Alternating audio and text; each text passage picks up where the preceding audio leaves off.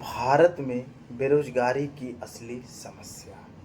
क्या भारत में नौकरियां सचमुच में कम है?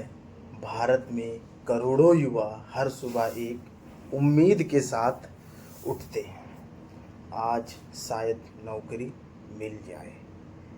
किसी के साथ हाथ में ग्रेजुएशन की डिग्री, किसी के पास इंजीनियरिंग की डिग्री, किसी के पास ने एमबीए किया है, किसी ने सरकारी नौकरी की तैयारी में कई साल लगा दिए। लेकिन सवाल वही है, नौकरी मिलेगा कब?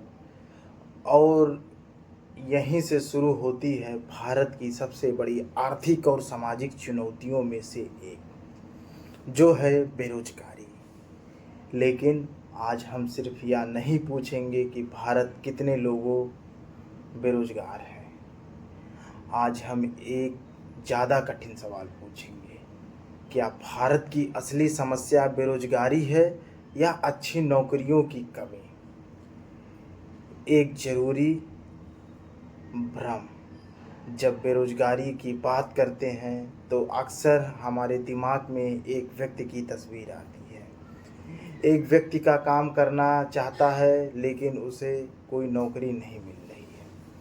लेकिन वास्तविक अर्थव्यवस्था इससे कई ज़्यादा जटिल है।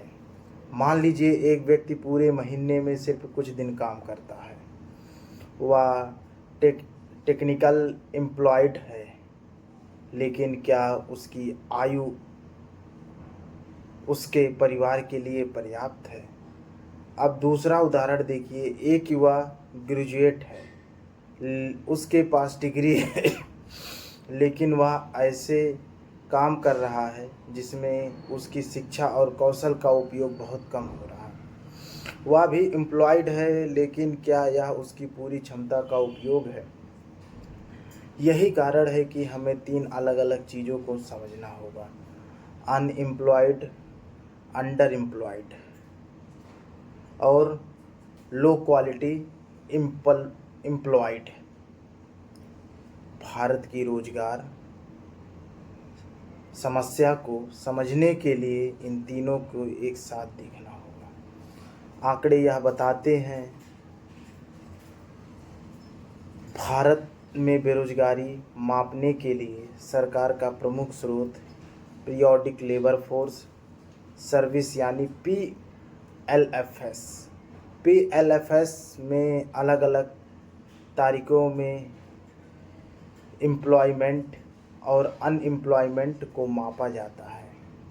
इसीलिए अलग अलग इंडिकेटर्स में बेरोजगारी की दर अलग अलग दिखाई दे सकती है। 2025 के आंकड़ों में भी बात दिखाई देती है। 15 वर्ष और उससे अधिक आयु के लोगों के लिए सामान्य स्थिति में बेरोजगारी दर और करंट वीकली स्टेटस में बेरोजगारी दर अलग रही। इसका मतलब क्या है? इसका मतलब यह है कि सिर्फ एक बेरोजगारी प्रतिशत देखकर पूरी भारतीय रोजगार समस्या को समझना संभव नहीं है। हमें यह भी देखना होगा लोग किस तरह का काम कर रहे हैं, कितनी आय काम कर रहे हैं, कितने घंटे काम कर रहे हैं और उनके काम में भविष्य की कितनी संभावनाएं हैं। भारत का युवा और रोजगार,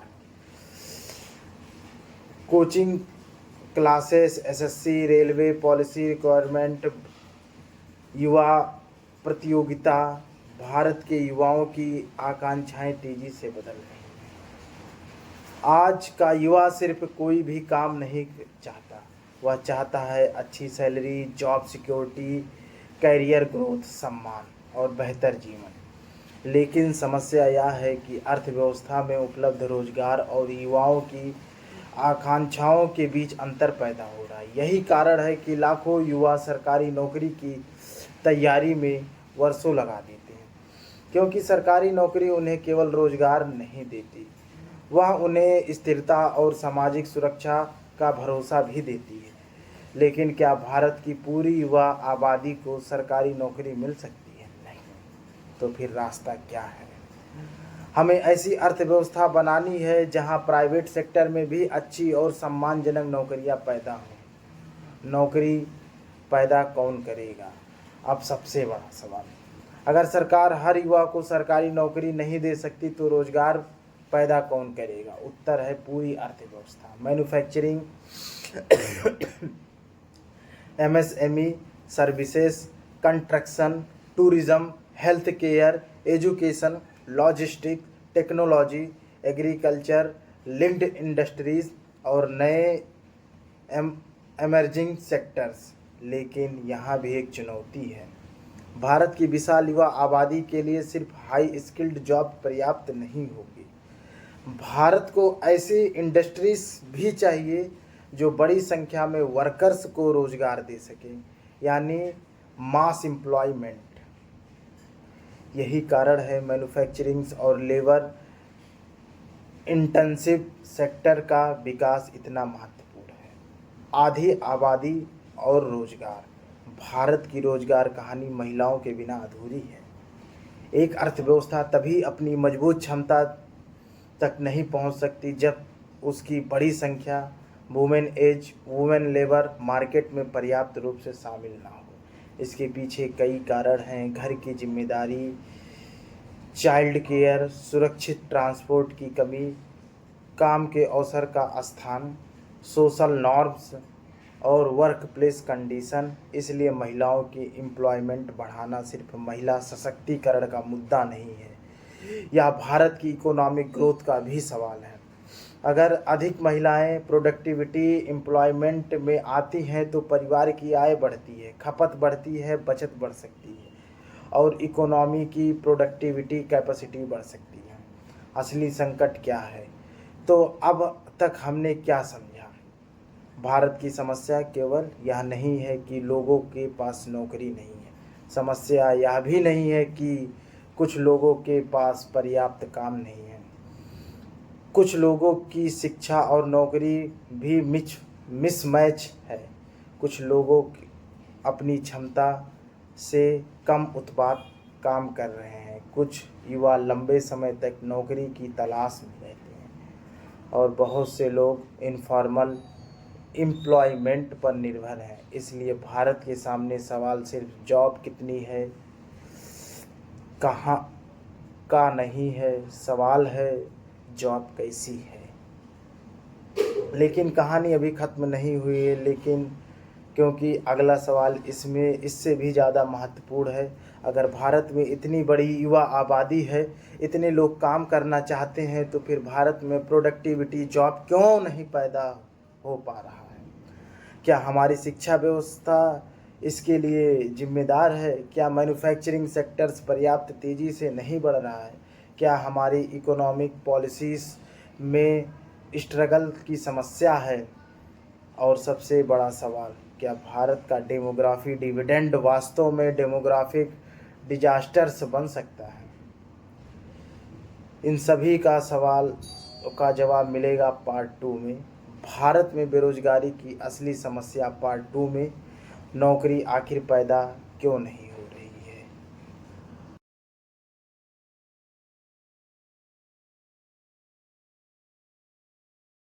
पार्ट 2, नौकरियां आखिर पर्याप्त क्यों नहीं बन रही हैं?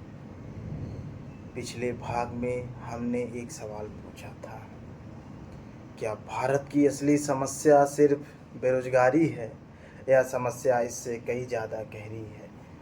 हमने समझा कि रोज़गार का मतलब सिर्फ नौकरी होना नहीं है, ज़रूरी है अच्छी नौकरी, पर्याप्त आय और भविष्य की सुरक्षा। लेकिन अब सबसे बड़ा सवाल, भारत में करोड़ों युवा काम करना चाहते हैं, तो भारत पर्याप्त प्रोडक्टिविटी जॉब्स पैदा क्यों नहीं कर पा रहा? क्या समस्या सरकार में है? क्या समस्या कंपनियों में है? क्या समस्या हमारी शिक्षा व्यवस्था में है? या फिर भारत की इकोनॉमिक स्ट्रक्चर में ही कोई बड़ी कमी है? आज इन्हीं सवालों का जवाब खोजेंगे। भारत की पहली बड़ी चुनौती कृषि से बाहर निकलना है।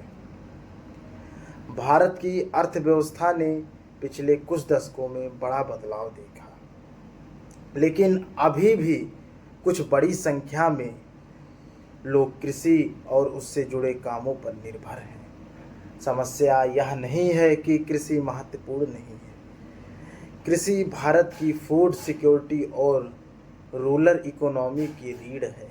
समस्या है कृषि में प्रति व्यक्ति उत्पादकता सीमित होने पर अतिरिक्त श्रम को दूसरे क्षेत्रों में पर्याप्त तेजी से एब्जॉर्ब करना।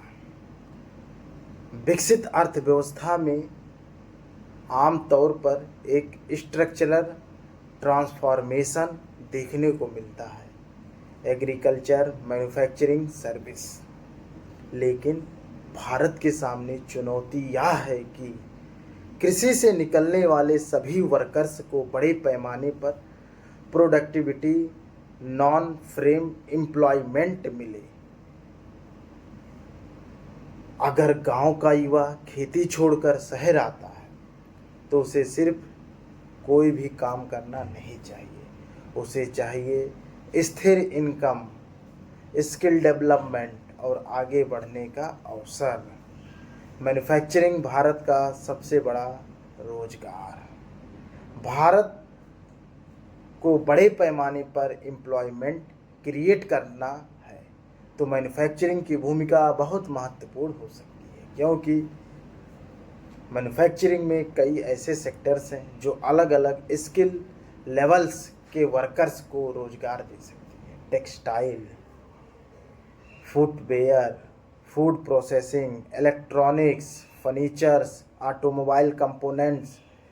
लेकिन सिर्फ फैक्ट्री लगाने से समस्या हल नहीं होगी। फैक्ट्रीज को चाहिए सस्ता और भरोसेमंद logistics, infrastructure, skilled worker, finance, technology और ग्लोबल मार्केट तक पहुंच। अगर ये सभी चीज़ें कम्पटिटिव होगी तो मैन्युफैक्चरिंग तेज़ी से बढ़ सकती है, और मैन्युफैक्चरिंग बढ़ेगी तो उसके आसपास भी रोज़गार पैदा होगा। Transport, wearing house, packaging, repairs, retail, services, यानी एक फैक्टर्स सिर्फ फैक्ट्रीज की जॉब नहीं बनाती या एक पूरे एम्प्लॉयमेंट इकोसिस्टम बना सकती है। एमएसएमई, छोटे व्यवसाय, बड़ा रोजगार। भारत की एम्प्लॉयमेंट स्टोरी में एमएसएमईज की भूमिका बेहद महत्वपूर्ण है। छोटी दुकान, छोटी manufacturing unit, workshop, food processing unit, local service businesses, startup, ये सब रोजगार के महत्वपूर्ण स्रोत हैं। लेकिन छोटे बिजनेसेस को कोई समस्याओं का सामना करना पड़ सकता है। फाइनेंस तक पहुंचना, technology adaptation, market accessories, regulatories compilation, skilled man power और बड़े बिजनेसेस के साथ कम्पिटिटिव। इसीलिए अगर भारत को एम्प्लॉयमेंट बढ़ाना है तो केवल बड़ी मल्टीनेशनल कंपनीज पर निर्भर रहना पर्याप्त नहीं होगा। हमें ऐसा इकोसिस्टम की ज़रूरत है जहां छोटे बिजनेसेस छोटे से शुरू होकर बड़ा बन सके, क्योंकि एक सफल बिजनेस कल दर्जनों, सैकड़ों और कभी कभी हजारों रोजगार पैदा कर सकता है। एजुकेशन बनाम एम्प्लॉयमेंट, डिग्री नौकरी क्यों नहीं। College classroom, graduation jobs interview, rejected candidates. एक युवा कहता है मेरे पास डिग्री है, एम्प्लॉयर कहता है लेकिन प्रैक्टिकल स्किल। यहीं से शुरू होती है स्किल गैप। भारत में हायर एजुकेशन का विस्तार हुआ है, लेकिन लेबर मार्केट की ज़रूरतें भी तेज़ी से बदल रही हैं। आज एम्प्लॉयर को चाहिए communication, problem solving, digital skills, technical knowledge, team work, adaptability और प्रैक्टिकल एक्सपीरियंस। इसलिए सिर्फ डिग्री पर्याप्त नहीं है। लेकिन यहाँ एक बात बताना भी ज़रूरी है, हर बेरोज़गार व्यक्ति को यह कहना भी कि उसके स्किल नहीं है गलत होगा, क्योंकि स्किल्ड व्यक्ति के लिए भी पर्याप्त जॉब उपलब्ध ना हो तो अनएम्प्लॉयमेंट हो सकता है। इसलिए समस्या दो तरफ है, skill gap plus job creation gap. दोनों को साथ ठीक करना होगा। सरकारी नौकरी की दौड़ क्यों इतनी बड़ी है? Exam centre, thousands of candidates, government recruitment forms, books and coaching. Bharat में सरकारी नौकरी की तैयारी सिर्फ नौकरी पाने की कोशिश नहीं है, यह कई युवाओं के लिए स्थिर भविष्य की तलाश है। जब प्राइवेट एम्प्लॉयमेंट में अनसर्टिनिटी होती है तो इनकम स्थिर होती है या सोशल सिक्योरिटी सीमित होती है, तो सरकारी नौकरी अधिक आकर्षण दिखाई देती है। इसलिए हमें यह सवाल भी पूछना होगा, क्या समस्या सिर्फ सरकारी नौकरी चाहने वाले युवाओं में है या प्राइवेट सेक्टर में ऐसी जॉब्स की कमी है जो युवाओं को लॉन्ग टर्म सिक्योरिटी और कैंसर ग्रोथ का भरोसा दे सके। अगर प्राइवेट सेक्टर में बेहतर और अधिक प्रोडक्टिविटी जॉब बढ़ेगी तो एम्प्लॉयमेंट चॉइस भी डिजर्फाई होगी। महिलाओं को रोजगार, भारत की विशाल अनयूज्ड पोटेंशियल। अब एक बहुत महत्वपूर्ण सवाल, अगर भारत ज़्यादा वर्कर्स चाहिए तो क्या आधी आबादी की पोटेंशियल को पूरी तरह इस्तेमाल कर रहे हैं? महिलाएं की लेबर्स फोर्स बढ़ाने के लिए केवल जॉब्स बनाना पर्याप्त नहीं, जरूरी है सुरक्षित transport, child care, flexible works, safe work place, skill opportunities और सामाजिक समर्थन की, क्योंकि महिला का रोजगार सिर्फ उसकी व्यक्तिगत इनकम नहीं बढ़ाता, यह पूरे परिवार को इकोनॉमिक को मजबूत कर सकता है और बड़े स्तर पर महिलाओं की इकोनॉमिक्स पार्टिसिपेशन भारत की ग्रोथ पोटेंशियल को बढ़ा सकता है। सबसे बड़ा सवाल, क्या जीडीपी ग्रोथ पर्याप्त है? भारत तेज़ी से इकोनॉमिक ग्रोथ हासिल करना चाहता है, लेकिन हमें एक महत्वपूर्ण अंतर समझना होगा, economic growth automatic employment growth. अगर जीडीपी बढ़ती है लेकिन ग्रोथ ऐसे सेक्टर से आती है जहां बहुत कम वर्कर्स की ज़रूरत है, तो एम्प्लॉयमेंट उसकी गति से नहीं बढ़ेगी। इसे सरल भाषा में, एक आधुनिक फैक्ट्री बहुत ज़्यादा उत्पादन कर सकती है, लेकिन ऑटोमेशन के कारण वर्कर्स की संख्या सीमित हो सकती है। इसलिए भारत को सिर्फ ग्रोथ नहीं चाहिए, भारत को चाहिए ऐसी ग्रोथ जो बड़ी संख्या में लोगों को प्रोडक्टिविटी एम्प्लॉयमेंट से जोड़े। असली समस्या कहाँ है? तो अब तस्वीर साफ होने लगी। भारत में रोजगार की समस्या एक कारण नहीं है, यह कई चैलेंजेस का परिणाम है। एग्रीकल्चर से प्रोडक्टिविटी, नॉन फ्रेम जॉब्स की ओर से ट्रांसमिशन, मैन्युफैक्चरिंग का पर्याप्त विस्तार, एमएसएमई की क्षमता, एजुकेशन और इंडस्ट्रीज़ के बीच मिसमैच, महिलाओं की लेबर फोर्स पार्टिसिपेशन और ग्रोथ को एम्प्लॉयमेंट से जोड़ने की चुनौती। लेकिन अभी एक बड़ा सवाल बाकी है, अगर समस्या इतनी बड़ी है तो समाधान क्या है? क्या सरकार अकेले इसे हल कर सकता है? क्या प्राइवेट सेक्टर, क्या एजुकेशन रिफॉर्म, या इन सबको मिलाकर एक नई एम्प्लॉयमेंट स्ट्रेटजी बनानी होगी? और सबसे महत्वपूर्ण, भारत अपने डेमोग्राफिक डिविडेंड को रोजगार कैसे बदल सकता है? अगले भाग में भारत के युवाओं के लिए रोजगार का समाधान क्या है? आकाश एजुकेशनल ज्ञान वही जो भविष्य बदल सके।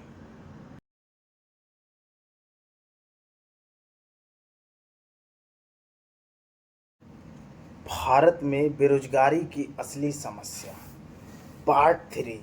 भारत के युवाओं के लिए रोजगार का समाधान क्या है? एक युवा सुबह अखबार में नौकरी खोज रहा है, दूसरा लैपटॉप पर जॉब पोर्टल देख रहा है, तीसरा कॉम्पिटिटिव एग्ज़ाम की तैयारी कर रहा है, चौथा छोटा बिजनेस शुरू करने की कोशिश कर रहा है और पांचवा किसी फैक्ट्री में काम कर रहा है। पिछले 2 भागों में हमने समझा कि भारत की बेरोजगारी की समस्या सिर्फ नौकरी की कमी नहीं है, यह समस्या है रोजगार की गुणवत्ता की, स्किल की, मैन्युफैक्चरिंग की, एमएसएमई की, महिलाओं की पार्टिसिपेशन की, और सबसे बढ़कर ऐसे इकोनॉमिक्स ग्रोथ की जो बड़ी संख्या में लोगों को प्रोडक्टिव एम्प्लॉयमेंट दे सके। लेकिन अब सबसे ज़रूरी सवाल, इस समस्या का समाधान क्या है? क्या सरकार लाखों सरकारी नौकरी दे दे? क्या हर युवा को स्किल ट्रेनिंग दे दी जाए? क्या हर युवा को सरकारी नौकरी मिल पाएगी? नहीं, समाधान इन तीनों से कई ज़्यादा व्यापक है। पहला समाधान, एजुकेशन को एम्प्लॉयबिलिटी से जोड़ना। भारत को ऐसी शिक्षा चाहिए जो सिर्फ परीक्षा पास करने के लिए नहीं बल्कि वास्तविक दुनिया में काम करने की क्षमता विकसित करे। युवा को सिर्फ या नहीं पता होना चाहिए क्या पढ़ना है, उसे यह भी पता होना चाहिए उस ज्ञान का उपयोग कैसे करना है। इसका मतलब है practical learning, internship, industries expose, digital skills, communication, problem solving. अगर कॉलेज और इंडस्ट्रीज़ के बीच मजबूत कनेक्शन बने तो डिग्री और जॉब के बीच का गैप कम किया जा सकता है। लेकिन एक बात याद रखनी होगी, स्किल डेवलपमेंट अकेले अनएम्प्लॉयमेंट ख़त्म नहीं कर सकता। अगर स्किल्ड वर्कर्स बढ़ते जाएं लेकिन जॉब्स ना बढ़े तो समस्या बनी रहेगी। इसलिए स्किल प्लस जॉब्स वास्तविक समाधान। दूसरा समाधान, मैन्युफैक्चरिंग को रोजगार का इंजन बनाना। भारत के लिए मैन्युफैक्चरिंग सिर्फ इकोनॉमिक ग्रोथ का मुद्दा नहीं है, यह एम्प्लॉयमेंट का भी मुद्दा है।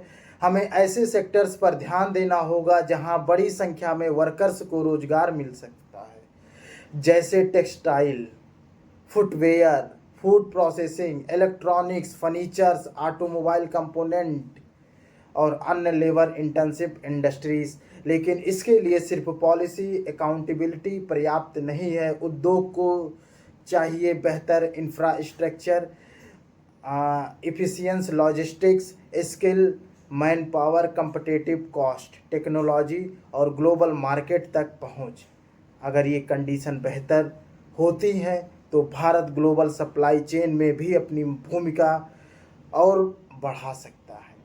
और इसका फ़ायदा सिर्फ फैक्ट्री वर्कर्स को नहीं मिलेगी, फैक्ट्रीज के आसपास transport, packaging, warehousing, repairs, retail, food services और अनेक काम पैदा होते हैं। यानी एक प्रोडक्टिविटी इंडस्ट्रीज कई इनडायरेक्ट जॉब भी पैदा कर सकती हैं। तीसरा समाधान, एमएसएमई को मजबूत करना।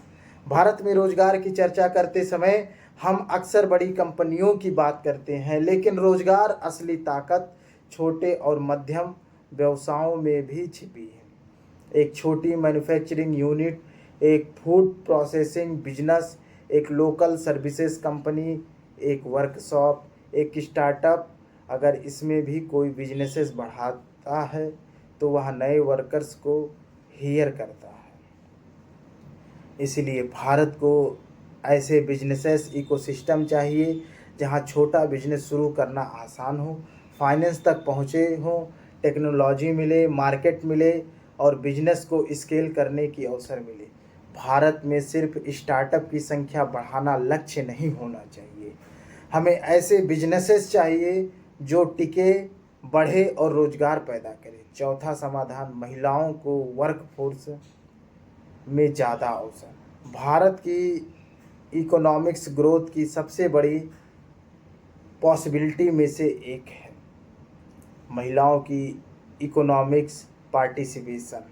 महिला को काम करने का अवसर देने के लिए सिर्फ वैकेंसी निकालना पर्याप्त नहीं है, ज़रूरी है से सुरक्षित ट्रांसपोर्ट की, चाइल्ड केयर फैकल्टीज़ की, फ्लेक्सिबल वर्किंग अरेंजमेंट की, सेफ वर्क प्लेस की, स्किल ट्रेनिंग की और सोशल सपोर्ट की।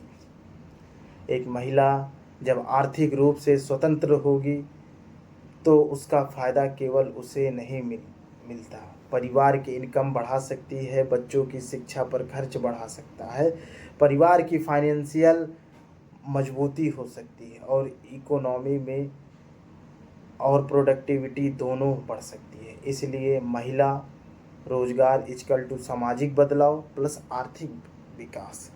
पांचवा समाधान, छोटे शहरों में जॉब। भारत में एक और बड़ी समस्या है जॉब्स और पीपल का जियोग्राफिक मिसमैच। कई अच्छे रोजगार अवसर कुछ बड़े शहरों में कंस्ट्रक्शन है, दिल्ली, मुंबई, बेंगलुरु, हैदराबाद, चेन्नई, पुणे, लेकिन हर युवा इन शहरों में जाकर नहीं रह सकता। इसलिए भारत को छोटे और मध्यम शहरों में इकोनॉमिक सेंटर विकसित करने होंगे। अगर ट्राई 2 और ट्रायर 3 सिटीज़ में industries, IT services, education, health care, logistic, tourism और एमएसएमई बढ़े तो स्थानीय स्तर पर रोजगार पैदा हो सकता है। इससे बड़े शहरों में माइग्रेशन का दबाव भी कम हो सकता है। छठवां समाधान,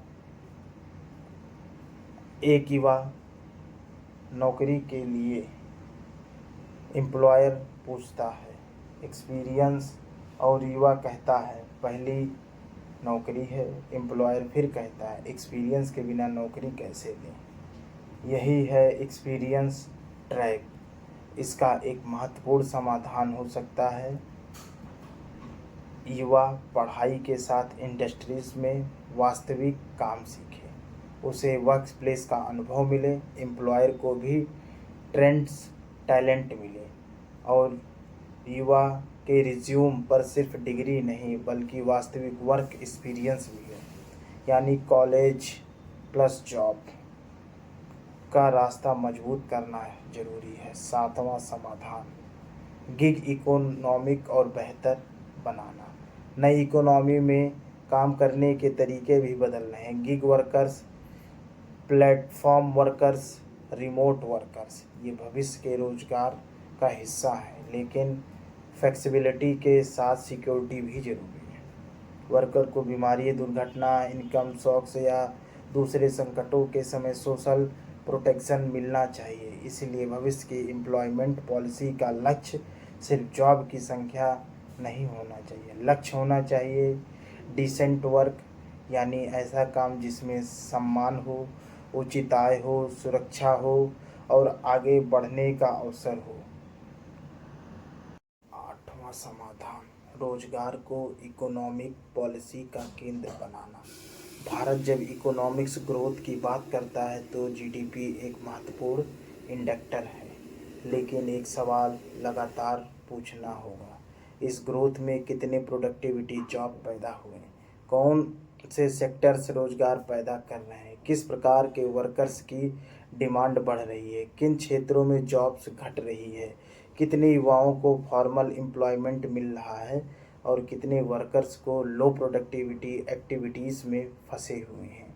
यानी एम्प्लॉयमेंट को सिर्फ इकोनॉमिक्स ग्रोथ का परिणाम नहीं बल्कि इकोनॉमिक्स पॉलिसी का लक्ष्य बनाना होगा। तो क्या भारत में बेरोजगारी की समस्या को हल कर सकता है? बिल्कुल। भारत के पास विशाल युवा आबादी है, बड़ा डोमेस्टिक मार्केट है, उद्यमी की क्षमता है, टेक्नोलॉजी है, इंफ्रास्ट्रक्चर तेज़ी से विकसित हो रहा है और ग्लोबल इकोनॉमी भी बड़ी भूमिका निभाने की संभावना है। लेकिन डेमोग्राफिक डिविडेंड और अपने आप में डिविडेंड नहीं बनाता।